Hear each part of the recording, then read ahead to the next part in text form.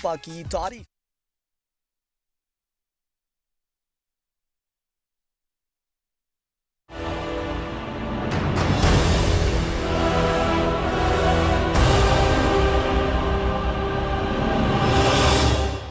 बिस्मिल्लाहिर्रहमानिर्रहीम, अस्सलाम वालेकुम। आप देख रहे हैं प्रोग्राम बरमला। मैं हूं उसामा तैयब। नाज़रीन, आज के प्रोग्राम में हम बात करेंगे मुफ्ती अब्दुल कवी साहब के बारे में, जिनको थप्पड़ पड़े कल, और दावा यह किया जा रहा है, वो तो वीडियो सामने आ गई, दावा यह किया जा रहा है कि उनको जूते भी मारे गए हैं। अफसोस है, मुफ्ती उनके नाम के साथ लगता है, और इस तरह का वाकया इससे पहले भी वो बहुत ज़्यादा कंट्रोवर्सीज के अंदर रहे। आप कंदील बलोच से शुरू करें, और उसके बाद हरीम शाह के साथ इससे पहले बहुत सी चीज़ें आती रही सोशल मीडिया पे, बहुत से मामलात के अंदर। फिर उन्होंने ये तौबा भी की कि आज के बाद मैं किसी खातून एंकर को इंटरव्यू नहीं दूंगा। इन्होंने मुबशिर लुकमान साहब के प्रोग्राम के अंदर ये दावा किया था या वादा किया था। उसके बाद भी देखा हमने कि उन्होंने इंटरव्यूज़ भी दिए। और अब ये वाला मामला जिसके अंदर एक और वीडियो भी उसके फ़ौरन बाद आई सामने, वायरल हुई, जिसके अंदर मगरबी मशरूब की बात की जा रही है, रेड कलर का जो मशरूब है वो पीने की बात की जा रही है, कुछ डांस की बात हो रही है, पार्टीज़ की बात हो रही है। इसके ऊपर आज 7 न्यूज़ ने जब प्रोग्राम किया तो मुफ्ती साहब उस प्रोग्राम के अंदर मौजूद थे। उन्होंने इनकार किया इन तमाम बातों से, जबकि हरीम शाह और गालबन आयशा नाम है, जो उनकी सेक्रेटरी बताया जा रहा है, कज़न बता रहा है, वो उनके साथ थी, जिनके साथ छेड़खानी करने पर मुबैना तौर पर उनको जूते भी मारे और उनको थप्पड़ भी मारे। मुफ्ती कभी ये कहते हैं इस हवाले से कि मैं कोई किसी किस्म की कार्रवाई नहीं करूंगा और अपना मामला मैं अल्लाह पर छोड़ता हूं, और तमाम इल्ज़ामात उन्होंने मुस्तरद कर दिए। ये हमारे आज के प्रोग्राम का टॉपिक, जिस पर हम बात करेंगे। अल्लामा हिशाम इलाही ज़हीर साहब हमारे साथ हैं। अल्लामा साहब, बहुत शुक्रिया, आपने वक्त दिया है।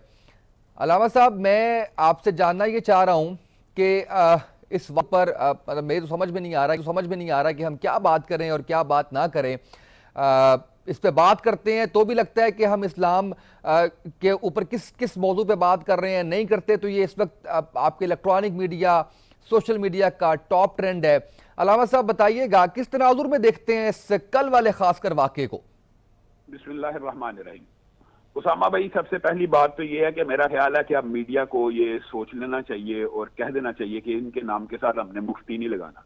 जो लोग खुद साख्ता मुफ्ती बने हों और मन घड़त मुफ्ती बन के मीडिया के जरिए और मीडिया की लाइमलाइट में आने के लिए इस तरह की अच्छी हरकतें करते हो, ना उनका मजहब पसंदों के साथ कोई ताल्लुक होता है, ना मजहब परस्तों के साथ कोई ताल्लुक होता है। मैं तो कहता हूँ उनका इस्लाम के साथ भी कितना को ताल्लुक वास्ता है, ये सब आपके सामने बेनकाब हो चुका है। मैं आपको हकीकत बात बताऊं कि इस वक्त ये जितने भी, मेरा दिल भी दुखा है, और इस्लाम जैसे आपने इंट्रो में कह दिया है कि हम इसके ऊपर क्या बात करेंगे, ये तो उलमा की तजहीक का एक, लेकिन मैं ये कहता हूं कि इनको उलमा का नुमाइंदा कहता कौन है? आप बताएं कि एक बंदा जिसके पास तांगा पार्टी भी ना हो, जिसके पास अवाम की, उसके पीछे एक बंदा चलने को तैयार ना हो, जिसके पास अपना मस्जिद, मदरसा, मकतब ना हो, और वह खुद को मुफ्ती क्लेम करता और कहता मैंने मदीना यूनिवर्सिटी से इल्म हासिल किया, जामिया अज़हर से किया। बताएं इसके पास कहां से डिग्रियां? मैं बिल फर्ज अगर डिग्रियां हो भी तो बंदा सिर्फ डिग्रियों के साथ किसी का नुमाइंदा नहीं बन जाता। इल्म के साथ अमल के बगैर जिंदगी नहीं बनती। आपने खुद इकबाल की शायरी के अंदर ये बात सुनी है कि अल्फाज व महानी में तफावत नहीं, लेकिन मुल्ला की अदा और है, मुजाहिद की अदा और, परवाज तो दोनों की है इस एक फिजा में, करगस का जहां और है, शाही का जहां और। तो ये मुफ्ती साहब का मुफ्ती साहब कहना भी बंद किया जाए। ये अब्दुल कवी खान साहब है, और इन्होंने ये बात, जैसे आपने कहा मुबशिर लुकमान से, इन्होंने टीवी के ऊपर हलफ का कहा मेरे खिलाफ इंडिया की साजिश हो रही है। इनको शर्म करनी चाहिए कि इनके खिलाफ, ये खुद साजिश में मुबतला हैं, इनके खिलाफ किसी को साजिश करने की जरूरत नहीं है। और मैं ये बात भी कहना चाहता हूं कि ये जो मोहब्बती माफिया या लिबरल माफिया तालीब जा रही है ना, तो ये बात भी जहन में रखें कि मुफ्ती अब्दुल कवी नाम का बंदा किसी मजहब पसंद का नुमाइंदा नहीं, किसी उलमा का नुमाइंदा नहीं है। और इसी तरह रहीम शाह या हरीम शाह, जो भी उसका नाम है, वो औरत भी किसी पाकिस्तान की पाकबाज औरत की नुमाइंदा नहीं है। लेकिन मैं उसको हिराजे तहसीन पेश करता हूं इस वक्त कि उसने इस तरह के जो मुआशरे के नासूर हैं उनको बेनकाब किया है, थप्पड़ मारा है। और मैंने तो ये भी सुना है कि वो मुफ्ती साहब को कहती रही है कि इबलीस के पास भी बहुत इल्म था। तो इल्म के साथ खाली कोई चीज नहीं बनती। अगर इनके पास बिल फर्ज है भी, अव्वल तो ये झूठ बोल रहे हैं और ये मन गढ़त अपने आप को मुफ्ती क्लेम करते हैं। मैं खुद मदीना यूनिवर्सिटी से फारग हूं, मैंने आज तक वहां पे मुफ्ती साहब का कोई बायोडेटा वगैरह, वल्लाहु आलम, हो सकता है किसी दौर में इन्होंने पढ़ा भी हो, लेकिन मैं ये बरमला कहता हूं कि हुकूमत भी और मीडिया भी चंद ऐसे लोगों को आलम और मुफ्ती बना के पेश करती है। शायद जरूरत होती है, हुकूमत को भी जरूरत होती है, जिनके पास तांगा पार्टियों जितनी सफारियां ना हो उनको आलम बनाया जाता है, उनको। अगर मैं गलत नहीं हूं तो अलामा साहब आप शायद इनके पीटीआई से ताल्लुक के हवाले से बात करना चाह रहे हैं। पीटीआई के मुझे बताए कि अल्हम्दुलिल्लाह ये देखें, यानी पीटीआई एक ऐसी जमात है या हुक्मरान का तबका जिनको उलमा भी ऐसे मुयसर आए हैं। तो आप खुद अंदाजा लगा लें कि ये किसका नुमाइंदा है। और चलें, ये तो बात एक सियासी तनाजुर में ली जाएगी, मैं सिर्फ मजहबी हवाले से इसके ऊपर बात करना चाहता हूं कि एक बात बताएं, लेकिन सर मजहब का ताल्लुक है ना सियासत से। जब हम पॉलिटिकल पार्टीज की बात करते हैं, जब हुकूमत की बात करते हैं तो हमें जिक्र करना होगा ना सर, हमें मिथ्स को तोड़ना होगा, इस पे बात करना होगी। मैं खुद ये समझता हूं कि जो सियासत है, जो बंदा ये समझता है ना कि मजहबी बंदे को सियासत की बात नहीं करनी चाहिए, वो सेकुलरिज्म के बुनियादी पैरामीटर्स के भी खिलाफ है। क्योंकि जो अफाकी और दीनी और इल्हामी मज़ाहब हैं, ये कैसे हो सकता है वो कि हम अफाकी हैं और उनके अंदर सियासत को एड्रेस ना किया जाए। मजहब में तो सियासत को एड्रेस किया जाता है, लेकिन आज ये हालात देख लें आप कि मैं एक और शिकवा भी करना चाहता हूं कि कई ऐसे लोग हैं जो शराब की हालत में पकड़े गए। ये कभी साहब पहले भी इनका कंदील बलोच के साथ स्कैंडल आया, फिर ये एक डांस की वीडियो आई, इन्होंने कहा मेरे खिलाफ इंडिया में साजिश हुई है, ये मैं डांस नहीं कर रहा, और फिर इन्होंने कहा मैं आज के बाद किसी औरत के साथ तस्वीर नहीं खिंचवाऊंगा। अब मुझे बात बताएं, कभी एक बंदा शराब पीता जाए और उसको आला ओहदों से नवाजा जाए और उसको मजहबी स्कॉलर के तौर के ऊपर डील किया जाए और मजहब के बारे में उससे रहनुमाई ली जाए, तो ये तो बड़े अफसोस की बात है। यानी जागों के तसर्रुफ में उकाबों के नशेमन वाली बात है। और ये तो हकीकत में मसनद दावत और इरशाद के अमीन नहीं है, इन्होंने नामे रिसालत पे कमाई की हुई है। और ये मुझे एक बात बताएं, इस बंदे का कोई आप पूरे पाकिस्तान में से किसी एक आलम, मुस्तनद जय्यद आलम से आप ये बात आप कहलवा दें कि नहीं जी हमारे कबीले से ताल्लुक रखते हैं। ये जितने इसके मजहबी रहनुमा, मैं अगर आप कहते हैं बरमला तो कहते हैं, जितने भी खान साहब के साथ भी उनको भी इस वक्त इर्द गिर्द सिर्फ वो लोग मुयस्सर हैं जिनका मजहबी जमातों के साथ भी कोई ताल्लुक नहीं। आप बताएं मजहबी रहनुमा तो कोई छोटे से छोटा भी होना। उनके साथ सर मौलाना तारिक जमील साहब भी हैं सर, उनके बारे में भी आपकी यही राय है? मौलाना तारिक जमील के भाई इज्जत और एहतराम करता हूँ। मौलाना तारिक जमील तो आपको पता है कि वो हर हुक्मरान तबके के साथ ताल्लुक अच्छे बनाते हैं, वो बुनियादी तौर पे पीटीआई के नुमाइंदा उलमा में शामिल नहीं है। ये कवी साहब तो पीटीआई के नुमाइंदा और उलमा विंग में थे, और एक और आलम दीन है, वो भी अपने आप को आलम दीन क्लेम करते हैं, वो भी पीटीआई की तरफ से हैं। जहां तक तारिक जमील साहब का ताल्लुक है तो वो एक ऐसे मौलाना ताहिर अशरफी की बात कर रहे हैं आप? मैं आप उनका नाम नहीं लेता, हमारे हम सर हैं, लेकिन आपने उनको आप खुद बताएं कि जिन बंदों के पास इतनी सलाहियत ना हो कि वो उनकी कॉल के ऊपर 100 बंदा भी निकल सकता है, एक आम इमाम मस्जिद के पीछे भी कम से कम 1000 बंदा होता है, तो ऐसे बंदों को खान साहब की मर्दम शनासी भी अजीब है।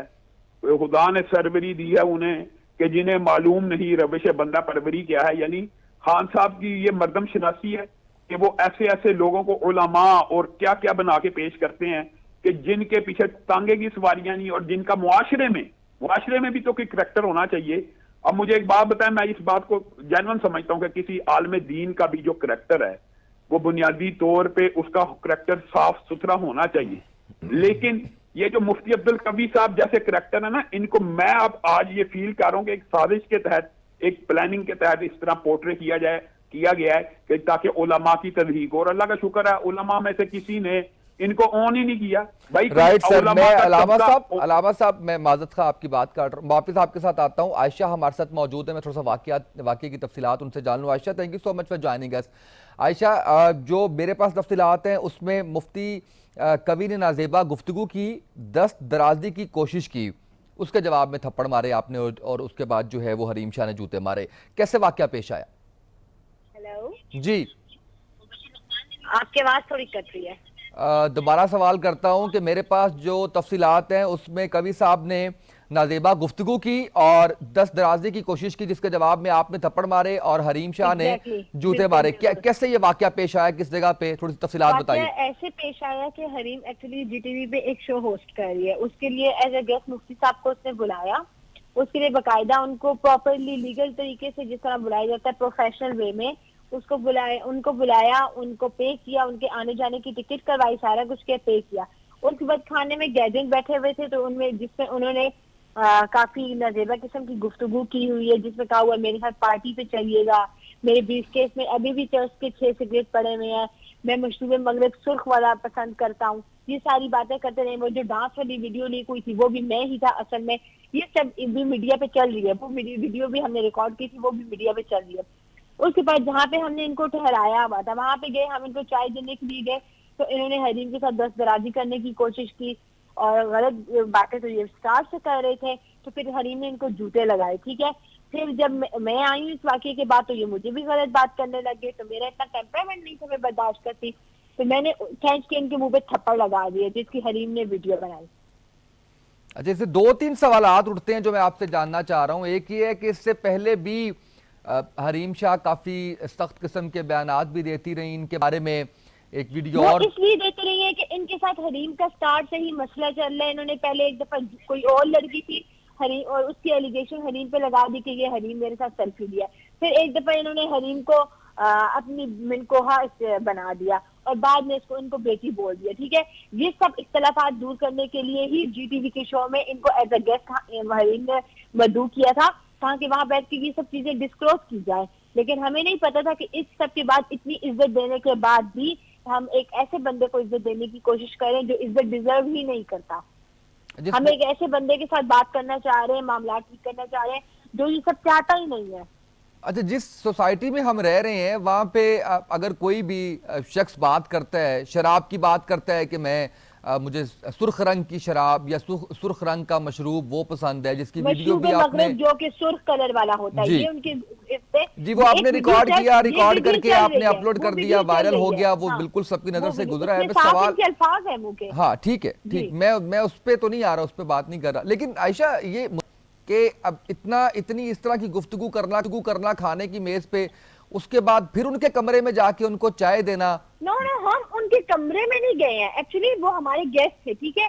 उनके ठहराने का, क्योंकि उनको हमने अपने शो में बुलाया था, तो उनके ठहराने का, उनको आने जाने का बंदोबस्त आपने अभी कहा ना कि हम उनको चाय देने गए, तो वहां पर उन्होंने तो मैं आपसे वही बात कर रही हूँ कि एक मेहमान जिसको हमने बुलाया हुआ है, जिसकी रहने की खाने पीने की जिम्मेदारी हमारे पे है, क्योंकि इसको हमने अपने शो में गेस्ट किया, तो अब जाहिर बात है हम उनको खाना या चाय जो भी होगा वो तो देंगे ना।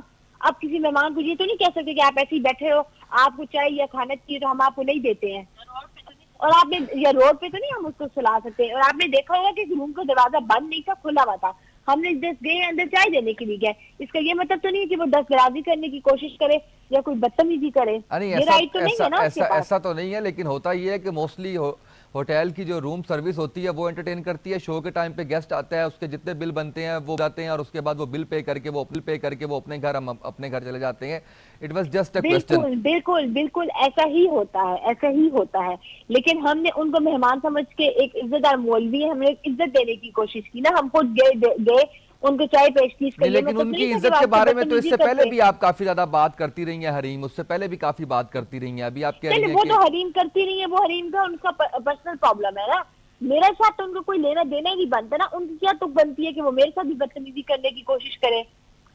हरीम यानी हरीम बियर करती रही है, इससे पहले भी ऐसा हुआ है तो वो बियर करती रही है। आप हरीम ने काफी दफा बियर किए, बहुत कुछ उनका बियर किया हरीम ने, और मैं तो हैरान हूँ कि हरीम ने बियर क्यों किया। एग्जैक्टली हरीम की जगह पे मैं होती, मैं तो पहली दफा में उस इंसान के मुंह पे थप्पड़ लगा देती।